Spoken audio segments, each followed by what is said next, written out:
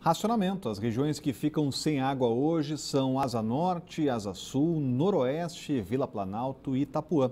O rodízio também atinge os moradores de Vicente Pires, Colônia Agrícola Samambaia e Santa Maria. São Sebastião e Grande Colorado também entram no rodízio. O cronograma completo está no site caesb.df.gov.br.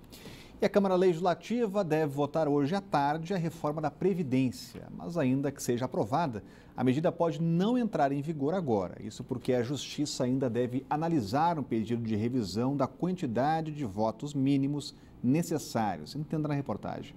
Para aprovar a medida, atualmente são necessários 13 votos, ou seja, metade mais um dos 24 deputados. Mas, na segunda-feira, o deputado Cláudio Abrantes entrou com um pedido na Justiça questionando a quantidade de votos. O pedido é para que a reforma da Previdência seja aprovada com ao menos 16 votos.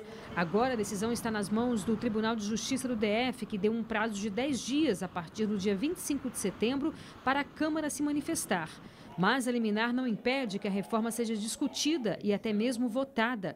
Só que o resultado pode ser invalidado caso a Justiça determine que o número de votos seja maior do que o conquistado na votação. A alteração da Previdência do funcionalismo público é um tema polêmico. Há duas propostas que tramitam simultaneamente sobre o assunto. Uma mantém a separação dos dois fundos de previdência que existem hoje. O DF-Prev, de antigos servidores, onde há rombo, e o IPREV, mais recente e com superávit. Já o texto original do Palácio do Buriti prevê a unificação dos fundos previdenciários para que um compense o outro e ainda a criação de uma previdência complementar. O governo alega que, se o projeto não for aprovado, haverá parcelamento de salários. É mais um capítulo da novela da Previdência aqui do DF. O que a gente observa é que nessa discussão acaba prevalecendo o interesse eleitoral. Aí a oposição quer derrotar o governo também quer impor o seu desejo e essas pessoas acabam não conversando, que é o que todo mundo precisa, é o que Brasília precisa, é o que os servidores e aposentados do DF também necessitam e com urgência. É que essas lideranças políticas de oposição e de governo se falem, se entendam e resolvam o problema. O fato é que o GDF já não tem condições de juntar, de passar o rodo e somar 1,7 bilhão de reais por mês para pagar os salários dos servidores e também as aposentadorias. Uma solução apontada, e parece que não há outra, é essa de alteração do sistema previdenciário. Se é possível fazer isso, que o façam, né?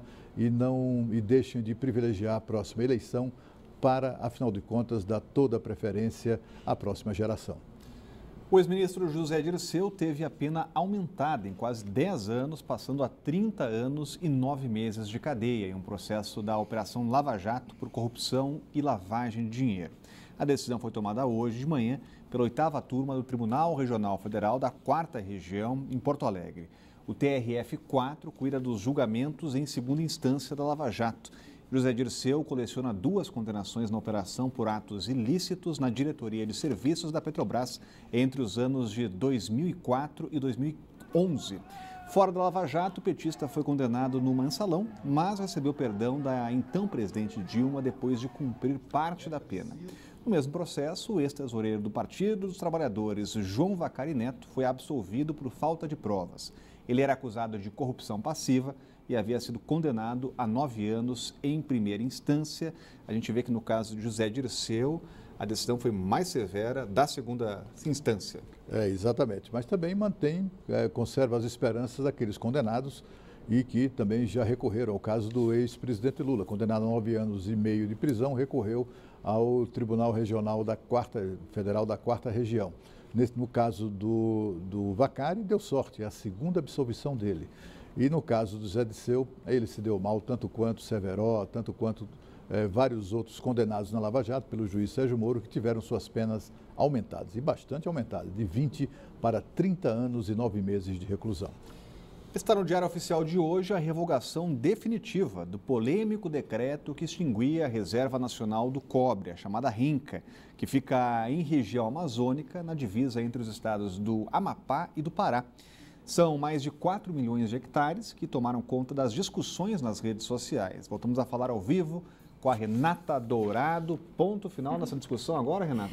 Olha, por enquanto, viu? Mas o debate ainda posteriormente pode continuar, a gente vai explicar um pouco melhor. Então vamos relembrar, a gente acompanhou toda essa polêmica, a gente relembra um pouco. Há cerca de um mês o presidente Michel Temer então publicou esse decreto extinguindo essa reserva mineral, uma reserva mineral, autorizando, portanto, essa exploração de minérios. E a justificativa era o seguinte, o governo falou o seguinte, olha, essa exploração de minérios já está acontecendo de forma ilegal, então a gente vai legalizar até mesmo para poder acompanhar mais de perto o que está acontecendo, além de atrair investidores, atrair mais renda para a região. Acontece que houve aí essa polêmica bastante grande nas redes sociais, artistas famosos, Ivete Sangalo, própria Gisele Bündchen, a gente sabe que tudo que Gisele Bündchen publica tem uma repercussão mundial, e aí o governo decidiu então publicar um outro decreto, tornando essas regras mais claras, dizendo o seguinte, olha, isso não pode ser explorado, por exemplo, em reserva, em área de índios, em áreas indígenas, em reservas minerais, ambientais, isso não pode ter essa exploração. Só que não foi o suficiente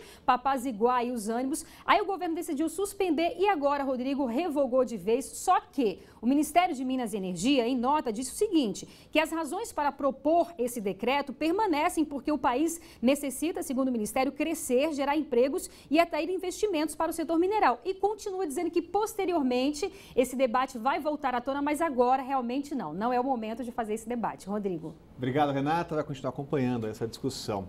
Violência na Estrutural. Um pedreiro de 54 anos foi morto ao tentar impedir um arrastão em uma parada de ônibus. O crime aconteceu próximo a uma passarela que fica na entrada da cidade na noite desta segunda-feira. O pedreiro voltava para casa de bicicleta quando viu que outras pessoas estavam sendo assaltadas por um casal de adolescentes. Ao tentar impedir o roubo, ele acabou baleado. A Polícia Militar e o Corpo de Bombeiros foram chamados, mas a vítima já estava sem vida. Até o momento, ninguém foi preso. E a seguir, a polícia desmonta a quadrilha que traficava travestis para prostituição aqui no DF. Banho de Cidade, volta já.